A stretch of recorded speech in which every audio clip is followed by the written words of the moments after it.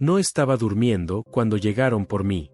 Dos ángeles de tamaño colosal, cuyos rostros irradiaban una luz tan intensa que parecía competir con el sol mismo, atravesaron las paredes de mi habitación como si el material físico no existiera. En el instante en que su presencia llenó el cuarto, mis pies se separaron del suelo sin que yo lo decidiera. Sus voces, graves y tranquilas como el sonido de aguas profundas, pronunciaron las palabras que transformarían mi existencia para siempre. Ten ánimo, Enoch. Y en ese preciso momento, la gravedad dejó de tener autoridad sobre mí. La tierra que había pisado durante siglos se redujo ante mis ojos a un punto insignificante. Las montañas que habían parecido eternas se convirtieron en granos de arena. El mundo entero se alejó en un solo instante, como si alguien hubiera apagado una lámpara.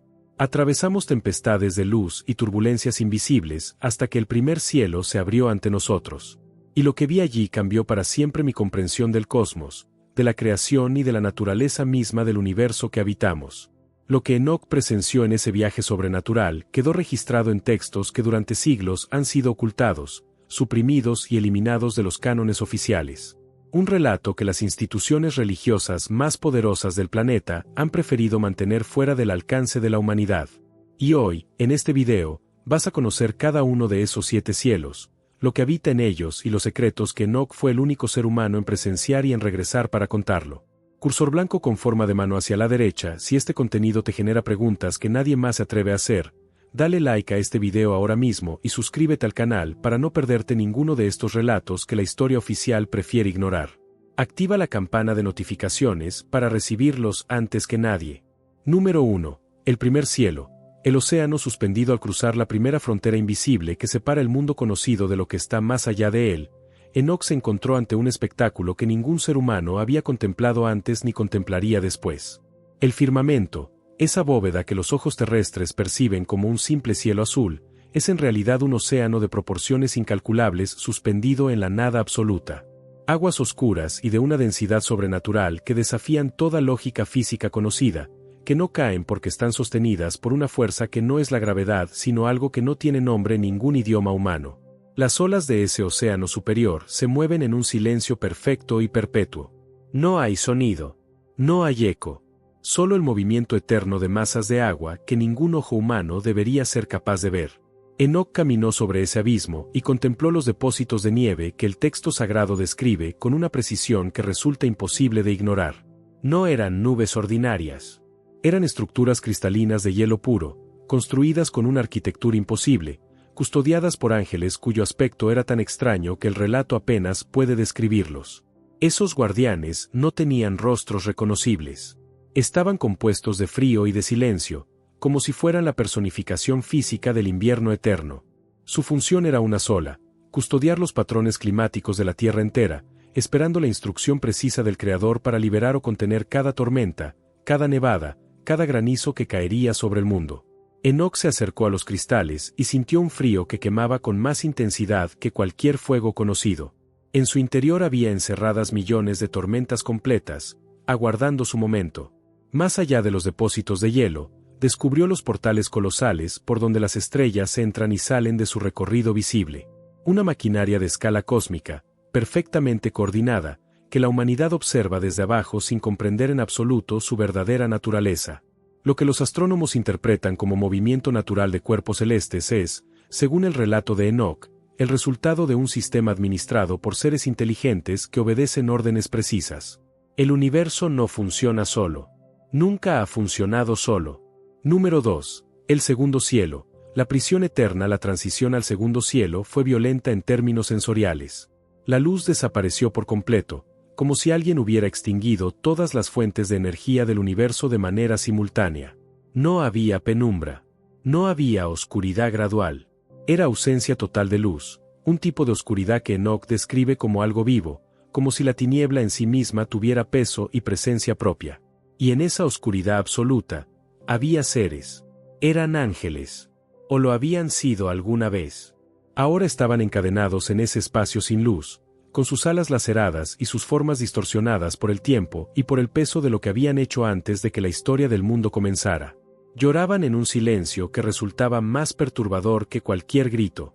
Era el llanto de quienes saben que su condición no tiene remedio, que la sentencia es permanente y que el tiempo en ese lugar no avanza hacia ningún lado. Los ángeles caídos que Enoc vio en ese segundo cielo no eran los mismos que descendieron al monte Hermón y se mezclaron con la humanidad. Eran anteriores a ese evento.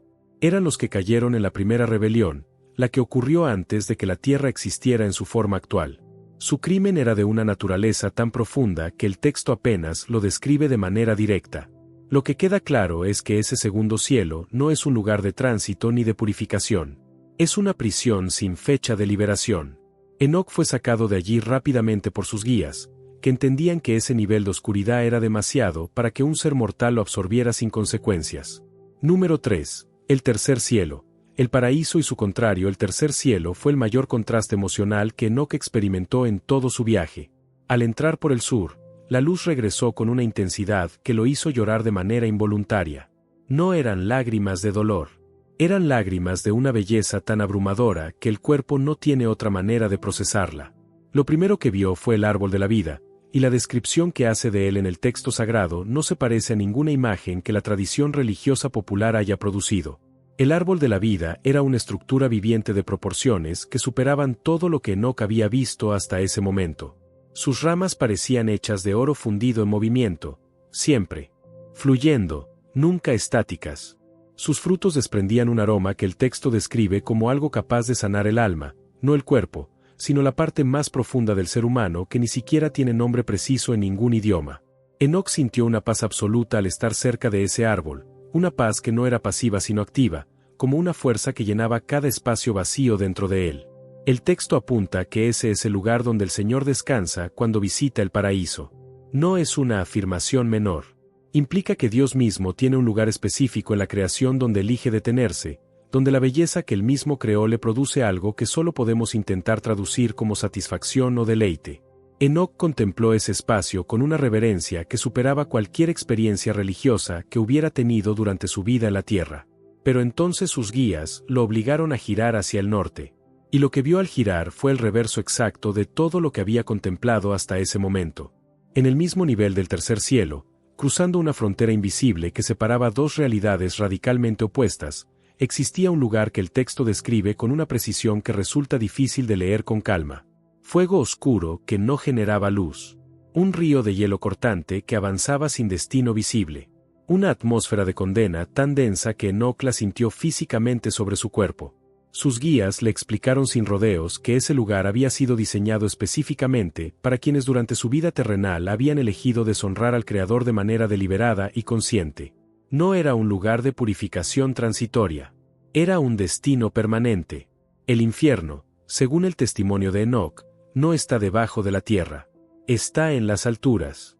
Está en el tercer cielo, separado del paraíso solo por esa frontera invisible que pocos textos se han atrevido a describir con tanta claridad. Número 4. El cuarto cielo. La sala de máquinas del universo. El cuarto cielo es el que más perturba a los investigadores que han estudiado el libro de Enoc con seriedad, porque lo que se describe en él no encaja con ninguna cosmovisión religiosa convencional ni con ningún modelo científico aceptado actualmente. Este nivel es la sala de operaciones del universo visible. El lugar desde donde se administran el Sol, la Luna, las estrellas y los ciclos que determinan el tiempo en la Tierra. Y lo que Enoc vio administrando esas funciones no eran fuerzas abstractas. Eran seres. El carro del Sol era una estructura de oro ardiente de proporciones colosales, flotando en el vacío con una majestuosidad que Enoc apenas puede describir sin recurrir a metáforas superpuestas. Pero lo que lo jalaba no eran caballos, como la imaginería popular podría suponer.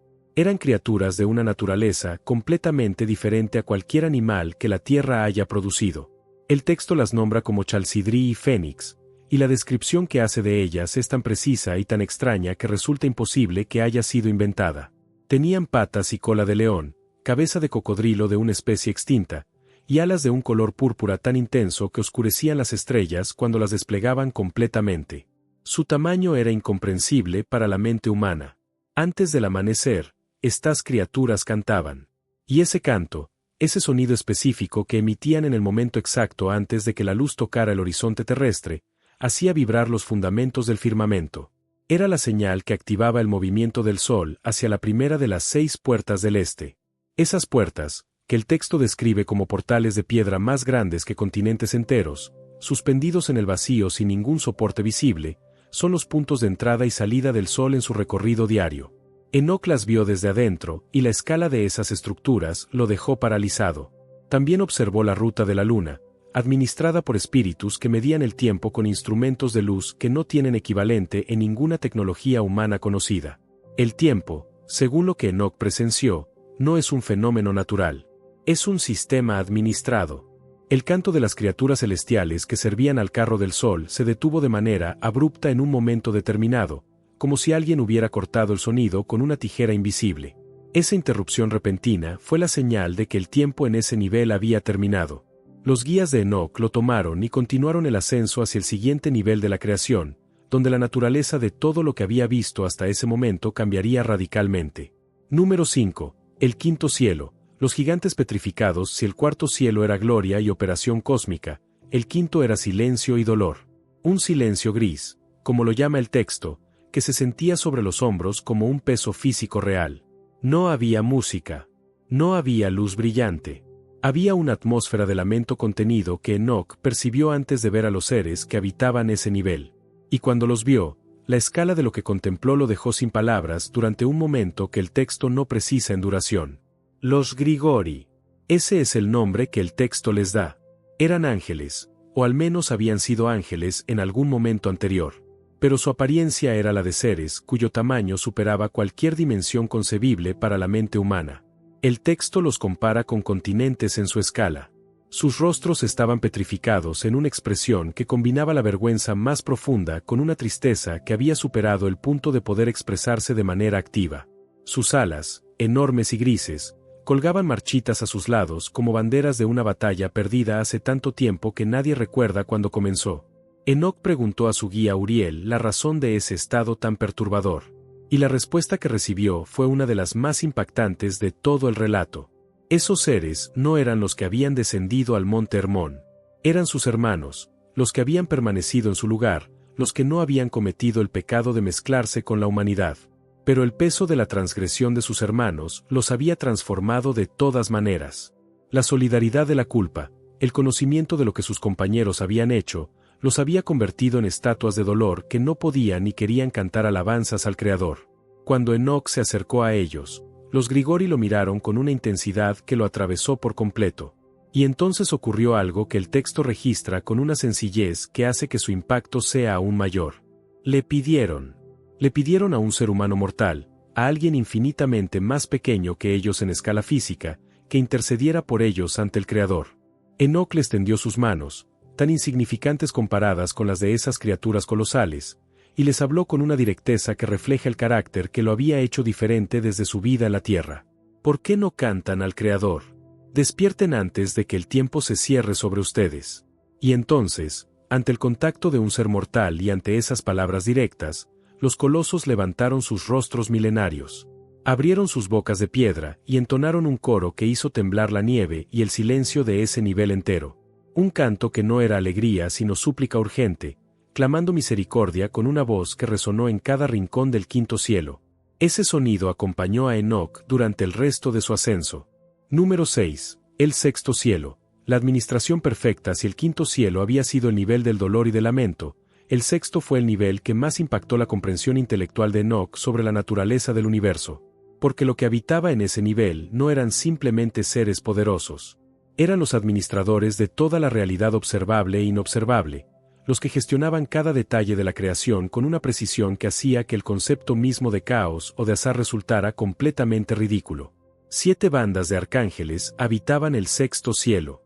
Y el texto hace una observación que resulta teológicamente explosiva: no hay diferencia entre sus rostros. Son perfectamente idénticos entre sí, como si fueran reflejos múltiples de un solo modelo original. No existe jerarquía de aspecto entre ellos. No hay uno que sea más radiante que otro. Son la expresión visual de una igualdad perfecta que la mente humana, acostumbrada a las jerarquías y las diferencias, apenas puede procesar. Sus funciones abarcan cada aspecto de lo que desde la Tierra parece ser el funcionamiento autónomo de la naturaleza. Estudian y controlan el movimiento de cada estrella individual. Gestionan el flujo exacto de cada río sobre la superficie terrestre. Administran los cambios de estación con una precisión que no admite variaciones no autorizadas. Supervisan el crecimiento de los frutos, el comportamiento de los mares y algo que el texto menciona con una especificidad que resulta especialmente perturbadora. Vigilan el comportamiento de las almas de los seres humanos. Todo lo que desde abajo parece ser coincidencia, accidente o fenómeno natural sin intención detrás, en el sexto cielo tiene un nombre, una causa y un administrador específico. El universo no está funcionando por inercia. Cada evento, cada cambio climático, cada ciclo de vida y de extinción, tiene detrás de sí una decisión tomada por seres inteligentes que operan bajo la autoridad del Creador. Enoc contempló esa realidad y sintió el peso de toda su humanidad colapsando bajo la evidencia de cuán pequeña es la comprensión que los seres terrenales tienen de la realidad en la que viven. Y mientras esos arcángeles realizaban su trabajo eterno con una eficiencia imposible de describir, cantaban. Un sonido continuo, ininterrumpido, que el texto califica como tan perfecto y tan abrumador que las rodillas de Enoc cedieron sin que él lo decidiera. No fue un acto voluntario de reverencia. Fue el resultado físico inevitable del contacto con algo que supera con tanta amplitud la capacidad humana de absorber gloria que el cuerpo simplemente deja de poder sostenerse. Número 7. El séptimo cielo. Ante el trono los guías de Enoc se detuvieron en el umbral del séptimo cielo y pronunciaron las palabras que marcaron el límite de su misión. Hasta aquí llega nuestra protección, Enoc. A partir de este punto, el Señor mismo es tu amparo. Esa advertencia era en sí misma una revelación. Si los ángeles que lo habían acompañado a través de 6 niveles del cosmos necesitaban informarle que ya no podían protegerlo, lo que estaba al otro lado de esa frontera superaba en gloria y en potencia todo lo que había visto hasta ese instante. La transición fue como atravesar una pared de fuego blanco. No fuego físico. Fuego espiritual.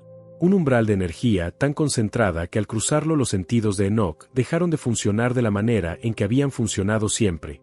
Al abrir los ojos al otro lado, no había oscuridad ni luz en el sentido convencional. Había un resplandor eterno que no proyectaba sombras porque no había nada que la luz no alcanzara. Era omnipresente. Era todo lo que existía en ese nivel. Los ejércitos que habitaban el séptimo cielo eran innumerables en un sentido literal.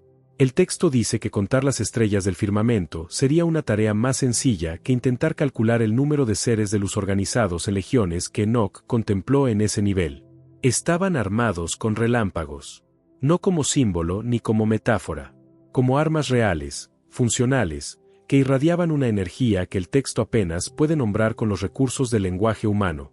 Y entonces Enoc vio a los serafines. Seres de 6 alas, envueltos en llamas que no se consumen, que giran en torno a un centro invisible cantando sin interrupción. La palabra que entonan no es una melodía. Es una declaración. Santo, santo, santo. Repetida con una intensidad que no disminuye porque no es el resultado de un esfuerzo, sino de una naturaleza. Los serafines no pueden dejar de decir eso porque es lo que son. Es su forma de existir. A su lado, los querubines. No los seres infantiles alados que la pintura renacentista popularizó. Los querubines que Enoc describe son ruedas llenas de ojos que giran con una inteligencia fría y absoluta, observando todo de manera simultánea sin necesidad de orientarse en ninguna dirección específica porque su visión no tiene puntos ciegos. Son la vigilancia perfecta hecha forma. Son la conciencia omnidireccional del Creador expresada en seres independientes. Enoc cayó postrado. No fue un gesto religioso deliberado. Fue la respuesta física inevitable de un cuerpo mortal ante una concentración de gloria que supera con amplitud los límites de lo que la carne puede absorber. Apretado contra el suelo de luz, convencido de que ese sería el instante de su muerte, sintió una mano sobre su hombro. Era el arcángel Gabriel. Y sus palabras fueron simples y directas. No temas, Enoc. El Señor del universo te llamó. Gabriel lo sostuvo mientras avanzaban hacia el centro del séptimo cielo, cruzando el último velo, que separaba la presencia de los seres celestiales de la presencia misma del Creador. El texto apócrifo es explícito en su honestidad. Describir el rostro de Dios es imposible. Es como intentar mirar hierro fundido en el centro de un fuego que emite destellos eternos. Enoc no pudo mirar directamente. El calor espiritual que irradiaba esa presencia deshacía su voluntad como el sol deshace el hielo. Pero entonces escuchó la voz. No sonaba en el aire. Vibraba dentro de sus propios huesos, en cada célula de su cuerpo mortal, como si la fuente del sonido estuviera en el interior de él mismo. La voz ordenó con una autoridad que no necesitaba elevarse para hacerse sentir. Miguel, despoja a Enoc de sus vestiduras terrenales. El arcángel más grande se acercó a Enoc con una reverencia que era en sí misma una lección sobre la naturaleza de la grandeza, y retiró sus ropas, empapadas de tiempo y de humanidad. Luego lo ungió con el aceite del cielo. Un bálsamo que brillaba con más intensidad que la luz solar, pero que al tocar la piel producía una sensación de frescura absoluta. Y cuando ese aceite tocó la piel vieja y gastada de Enoc, algo que no tiene nombre preciso en el vocabulario humano ocurrió. Su carne mortal desapareció. Miró sus manos, y ya no eran las manos de un hombre. Estaban hechas de la misma luz pura de la que están hechas las estrellas. Enoc se había convertido en uno de los gloriosos. Los 366 libros y el secreto que ni los ángeles conocían apenas había asimilado la naturaleza de su nueva forma cuando la voz llamó a otro ser.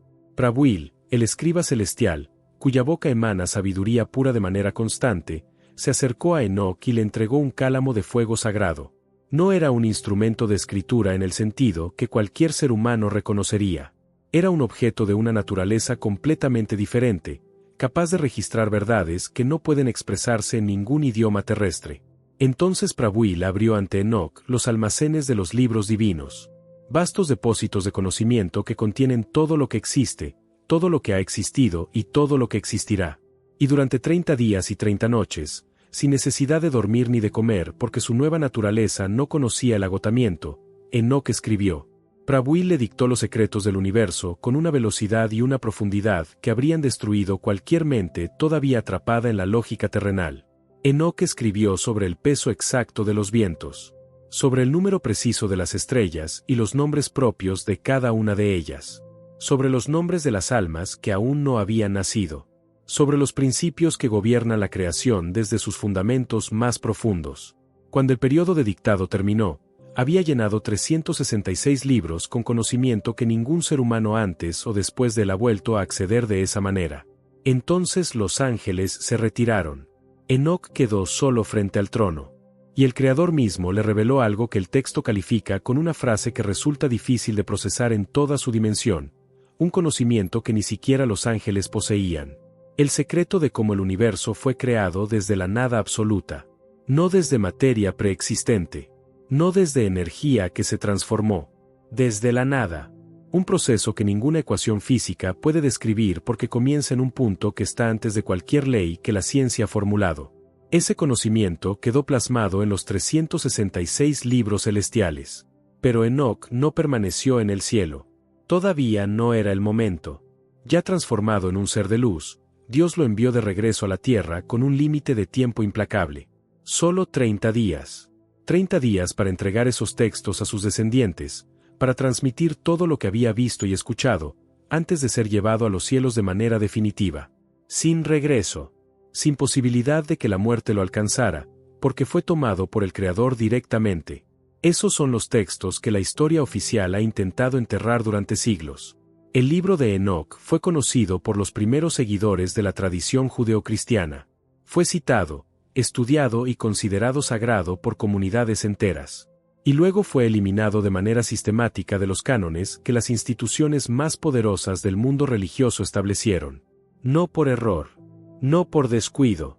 Por una decisión deliberada de quienes entendieron que el conocimiento que contiene es demasiado disruptivo para los sistemas de control que querían mantener sobre la comprensión humana de la realidad. Conociendo los secretos cósmicos que Enoc trajo de regreso desde los confines del universo creado, una pregunta queda abierta para ti. ¿Crees que estos textos fueron suprimidos para protegernos de conocimientos que no estábamos listos para manejar? ¿O fueron ocultados precisamente porque lo que revela le quita poder a quienes han construido su autoridad sobre el monopolio de la verdad espiritual?